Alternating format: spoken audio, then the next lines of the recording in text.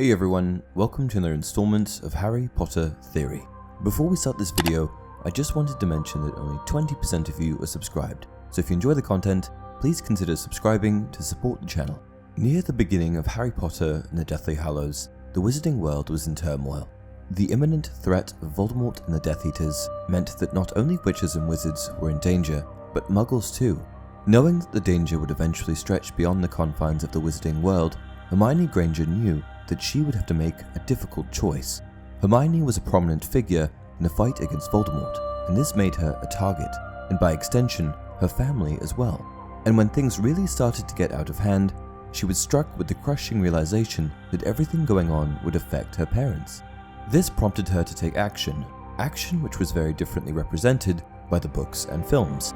Effectively, what Hermione needed to do was erase her parents' memories. This would disassociate them from her and possibly save their lives, as they couldn't possibly reveal information about someone that they had never met. For dramatic effect, the film really put a lot of focus on this scene, while the book only sort of mentioned it in passing.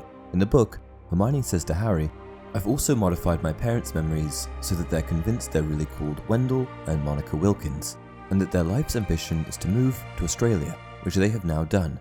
That's to make it more difficult for Voldemort to track them down and interrogate them about me, or you, because unfortunately, I've told them quite a bit about you." Hermione's actions prompted the new couple, deemed Monica and Wendell Wilkins, to act on their ambition to move, packing up their belongings and heading straight for Australia.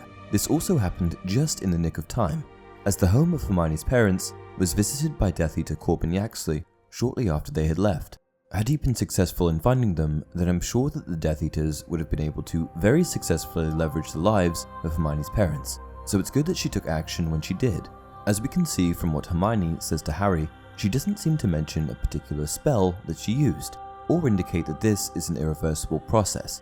It's obviously sad, and she doesn't want to do it, but it doesn't seem like she's done something that can't be undone.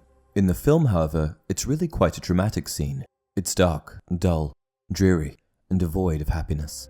Hermione's mum calls her for tea, and when Hermione wanders into her parents' living room, she quietly utters the words, "Obliviate," pointing her wand at the back of their heads.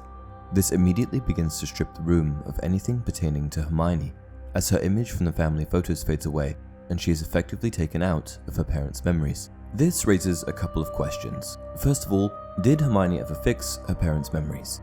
The answer to this question is yes, and it was actually mentioned in the books that she always had every intention of finding them and fixing their memories.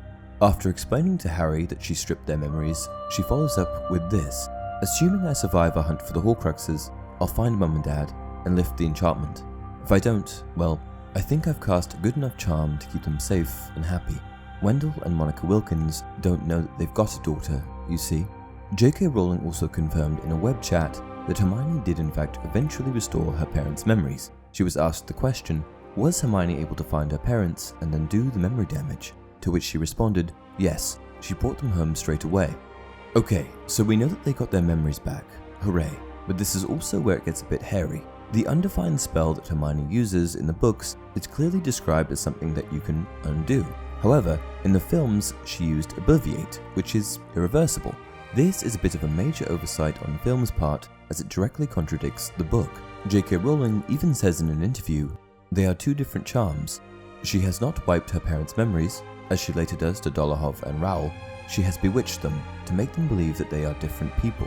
This makes things a little bit more confusing, and I'm really not sure why the film used Obliviate, but I expect that once again we can just hash it down to book and movie differences and a desire to increase the level of dramatic effect. Obliviate just has such a resonance when it's uttered. However, I do want to look further into the minutiae of memory charms and how they work. Many years before Hermione performed the memory charm on her parents, a memory modification charm was also historically used by Barty Crouch Sr. on Bertha Jorkins. When Jorkins visited the Crouch estate, she discovered that the Crouch family were keeping their convicted Death Eater's son, Barty Crouch Jr., inside of their home under the Imperius Curse.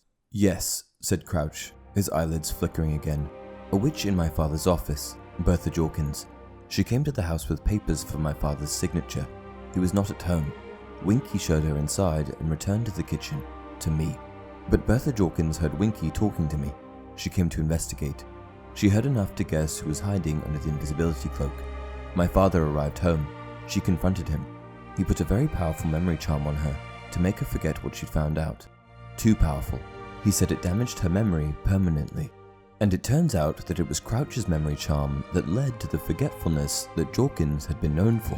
However, it turns out that Voldemort was still able to extract information from Jorkins, despite her memory being terribly damaged.